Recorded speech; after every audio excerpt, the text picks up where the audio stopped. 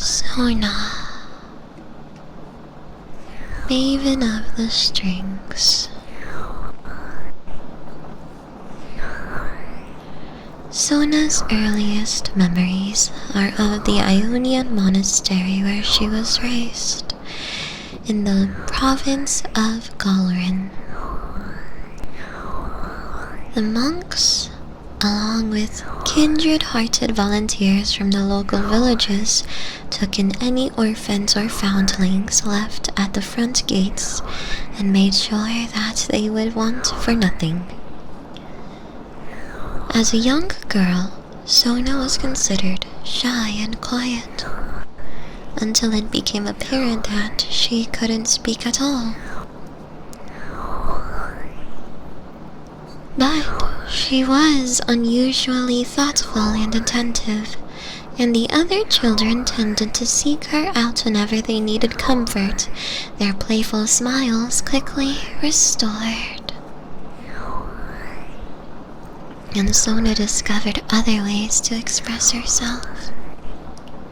Unlike her playmates, she had one possession when she was first found: a curiously strung instrument packed into a plain wooden case. None of the visiting musicians or teachers knew what it was, though that did not stop several of them from attempting to procure it for themselves one way or another. Instead, Sona taught herself how to play it, and her simple, beautiful melodies moved even the most skeptical listener to tears of joy. However, dark times are approaching.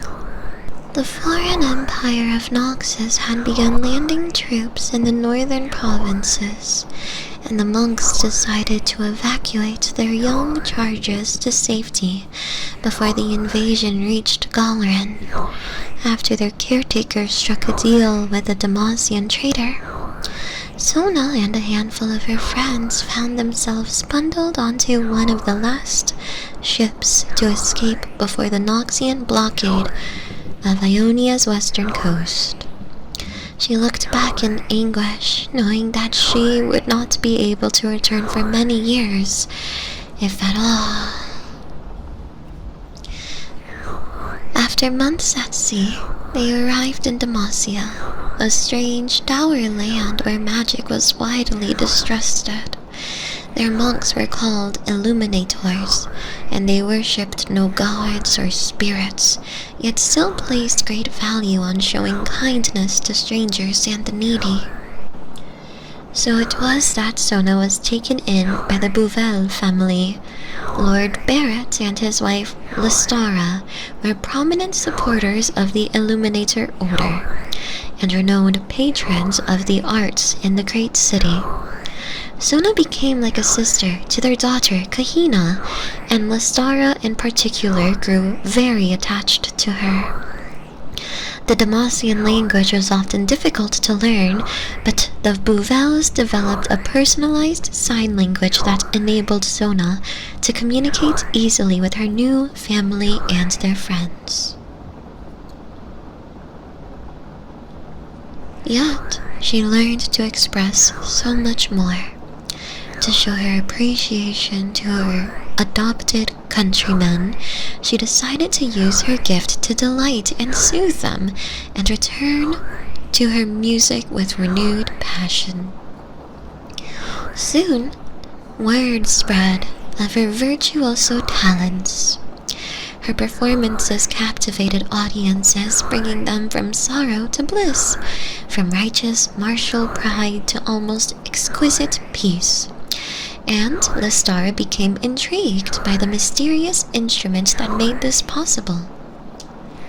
Delving deep into the libraries of the Illuminators, she became to believe it was one of the fabled étoiles, wondrous artifacts dating back thousands of years before Demacia's founding, and now exceedingly rare in the world. If that were true, then this was an object of magic, and Sona's preternatural connection to it was a dangerous gift indeed. Lestara urged her to keep it secret, to avoid bringing unwanted attention from the Demacian mage seekers. Sona obeyed, though she wondered how something that brought people peace could be seen as a threat. Some years later, Lord Barret Bouvel was slain fighting Noxus at the Gates of Mourning.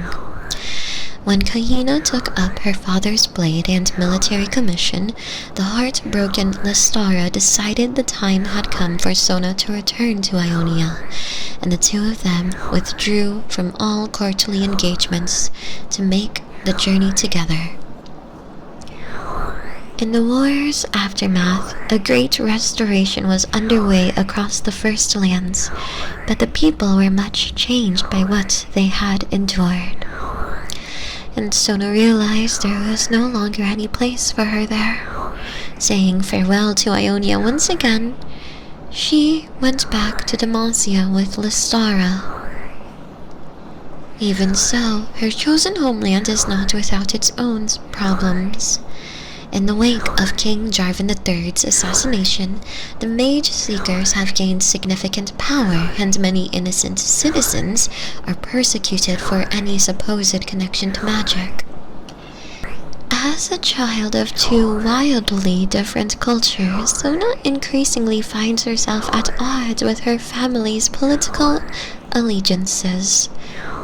With a toile in hand, her melodies now serve not only to provide comfort, but also to defend what she knows is right and just.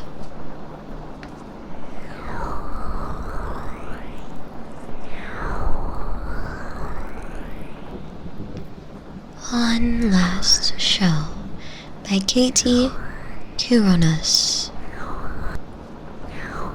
That old familiar smell hit her first. Hay, strawberries, and sturdy wood. The courtyard of the Argentine Inn had a particular waft to it that brought the ache of memories long past. 100 concerts, 1,000 faces lit by lantern light, and, most painful of all, a time when things were simpler and happier in Demacia. But these days, that old version of her home country felt distant, worlds away. When she first spotted her old friend Etra emerging from the doorway of the inn, her breath hitched. Maybe this too was different. But Etra's eyes went wide. She shrieked with joy. And as she ran forward to wrap Sona up in her arms, Sona breathed a little sigh of relief. Some things didn't change after all. "You got my letter," Etra said and squeezed her tight. Sona nodded. As Etra released her, she stood back to get a good look, still clasping Sona's hands. "Someone's been traveling," she said, impressed. As if noticing Sona was on edge, Etra paused, released her hands, and slipped into the rough sign language they'd forged over a lifetime. "All is well?" It was a relief to be able to sign back, to be understood by someone who loved her. "Yes, of course," Sona responded, whether it was true or not. "Missed you terribly, though." She held her hands a little lower. Didn't want passerby to see the sharp gestures, the twitching fingers, and draw the wrong conclusions. "How will you stay this time?" "As long as I can," Sona signed. "You know I never could refuse an empty stage." Etra grinned. "Excellent." There was no audience around sunset when Sona struck her first chord, but the first few folks trickled in right away. She was standing in front and center in the Argentine's concert hall, a converted barn with a bit of raised wood at the front to make a stage. Some of the people she could see were familiar faces. They brought their evening plans with them, wine by the flagon, cheese in its cloth. Sona had set her étoile center stage. The burnished gold on the front was freshly polished, gleaming. It sat on its little frame, the one she brought for Demacian performances only. To Sona's right, a man named Kal kept beat on the inn's goatskin drums. Etra's voice joined her on the left after a moment, high and clear and smooth like water. As they settled into their familiar rhythm, the crowd swelled. Wagons were pulled up beyond the door of the stage hall now, horses tied to posts. Some of the men had started to sing along loudly. They were drunk faster than usual. Sona smirked over at Etra and she signed back with one hand. They missed you too. Things were tense for folks right now. They'd just lost their king and had seen their country turn on itself in a single bloody year. As if to punctuate Sona's thoughts, 4 figures slipped into the back row of the audience. Hoods pulled loose over their faces. Dark blue fabric, not terribly suspicious on its own, but... One of them lifted their head up to Sona, and she saw the hint of a gold mask glinting in the lights. Mage Seekers. Sona's stomach lurched. She heard the slightest hitch in Etra's voice too, but neither of them dared look at each other right now.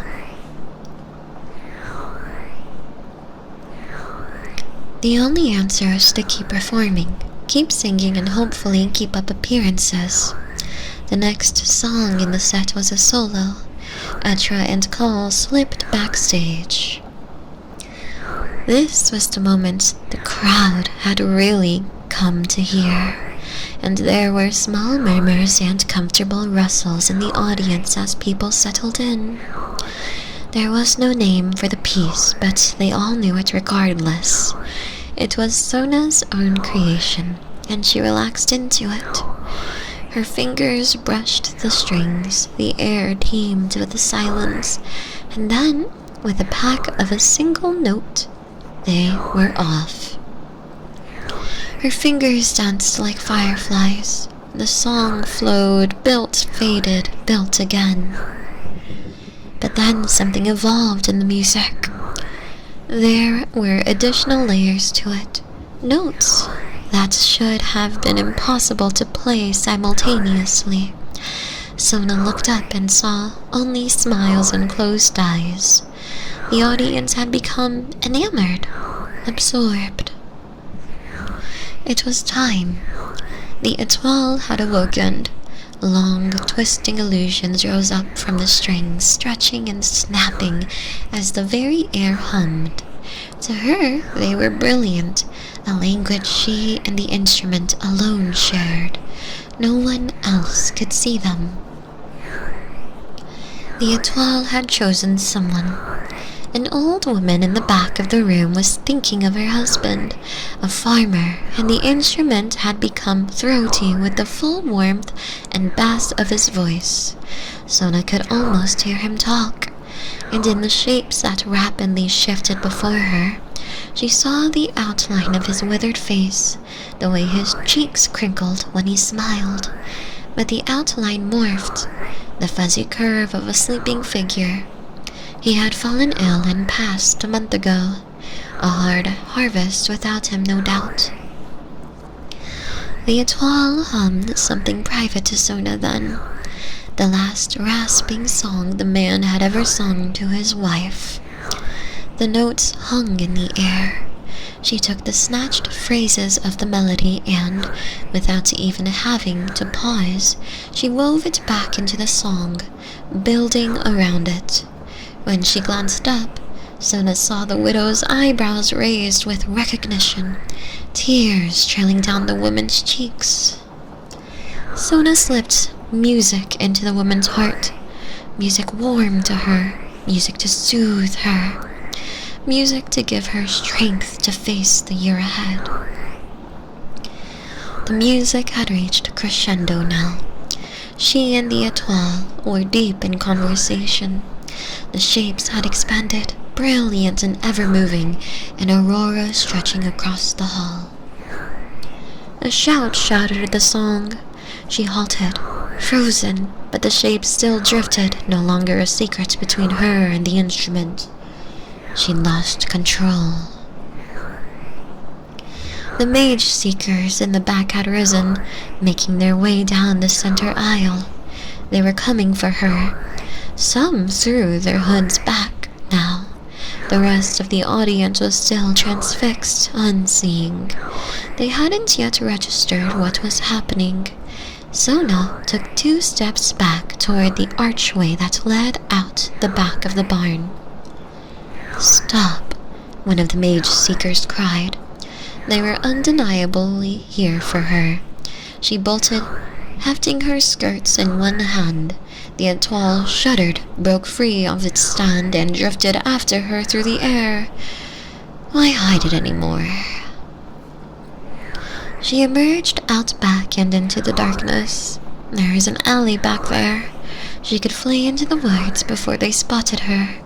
But as she reached the end of the alley, 2 seekers stepped into her path. She pulled up short and turned around.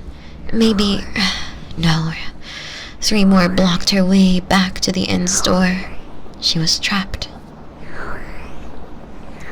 "If you don't resist," one of them started, but she saw the flash of Demacian steel in his hand, and she heard nothing else. Behind her footsteps, they were closing in. She backed up against the wall of the inn, all 5 of them now standing in front of her. She laid her fingers on the étoile. I hope Etra ran, she thought. The étoile glowed. She struck a violent burst of music. The cord shot forth from her and slammed into the seekers. The air was charged gold, sickeningly radiant. They turned away from her. She heard their groans, their broken screams, and knew it was over. They were dancing, all of them. They cut an eerie sight to anyone who might see, contorted, twisting figures bent against their will like puppets being made to perform. It was painful, she knew that much, but she had to make them hurt. She had to make pain the only thing they could remember. That way, they couldn't remember Etra. They couldn't come after her. For pity's sake, mercy! My arm. At first, they begged her to stop. But after a moment, even that died away, and there was nothing but gurgling, the shuffle of footsteps, the creaking and snapping of joints. I didn't want to hurt you, she thought. I never do, but you're the reason home isn't home anymore. One last beat, one final encore. She strummed. The chord reached them, deep violet. They dropped to the floor instantly like discarded toys, unconscious and forgetful. And Sona disappeared into the silence of the woods. Hi, Saki here. Thank you so much for watching my video. I hope I was able to bring you some happiness, peace, and comfort. If you want to support me on Twitch, feel free to. I stream just about every day. You can also subscribe to the YouTube channel. That would make me really happy. You can also find me on Patreon, Discord, or Twitter. Thank you so much for everything you guys do for me. I really, really appreciate it. Now, take care.